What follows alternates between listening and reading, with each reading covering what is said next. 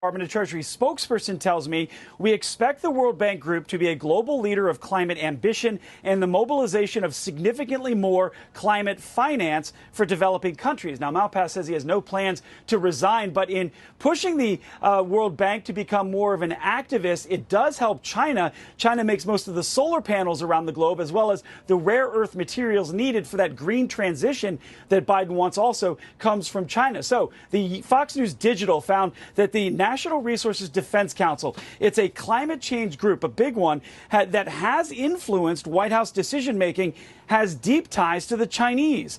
A number of members of the Beijing office either worked for the Communist Party or left to work with the Communist Party after. Now, comments from the White House and State Department have not come as of yet about this, but there's a connection there. Back to you.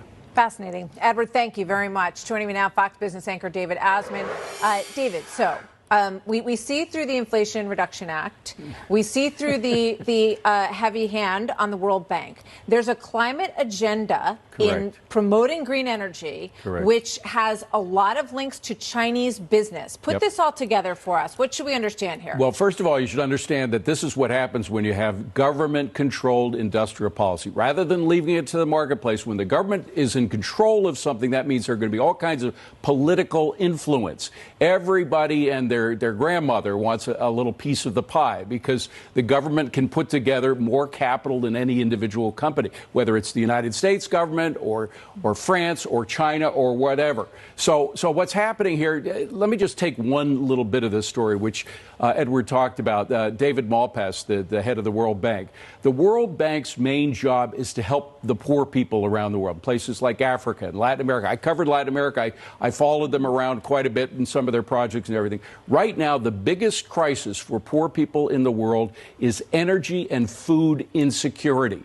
And they're connected, of course, because if you know anything about fertilizer, you know it comes from natural gas. If you're cutting natural gas because of a green agenda, you're hurting fertilizer, which, of course, hurts poor people more than anybody else. I mean, I know it's very in fashion to talk about doing it naturally, growing food naturally, but try to do it in a tropical country. My sister-in-law tried that with a farm in Nicaragua. It doesn't work easily. It's very hard. You need fertilizer. So the problem with, of course, the green energy plans is they are making the situation worse for the world's poor. And that's what David Malpass was trying to get through to people, that his main job is to do what the World Bank is supposed to do, to help the poor people. And by following the green agenda that might be fine for rich countries in the West is not fine for the people in Africa, for the people in Latin America or elsewhere. So that's just a piece of it. But again, it gets to the point that for all of the talk about, we're doing it for humanity, we're doing it for this, a lot of them are talking their book. I mean, Al Gore, for example, Al Gore, who's some people talk about as a possible replacement for David Malpass if they find a way of firing him. He's making a fortune by talking his book. He's convincing governments to go into the green agenda, even if they cause shortages in food, shortages in energy, because it helps some of the companies that he's involved with in one way or another. And that's true. You follow the money. Yeah. That's the old line in journalism. And you follow the money, and those projects that are pushed most by these people, you follow them. I mean, let's face it. China has some very sweet deals in all this. Edward referred to one regarding the National Resources Defense Council, which has close ties with China. The president of that council, Gina McCarthy, was Biden's first energy czar. So they're all connected. And, of course, we know about the Biden's family's ties to China. One has to wonder, while the American Chinese energy company. Exactly. The American consumer is not doing too well by the green energy programs. That's causing inflation. That's causing energy problems, et cetera. But China's doing very well, again, because they produce the batteries. They have the rare earth products that are involved in batteries and everything else. That's one of the few areas that hasn't been hit much by the pandemic in China. A lot of these places where these rare materials are mined.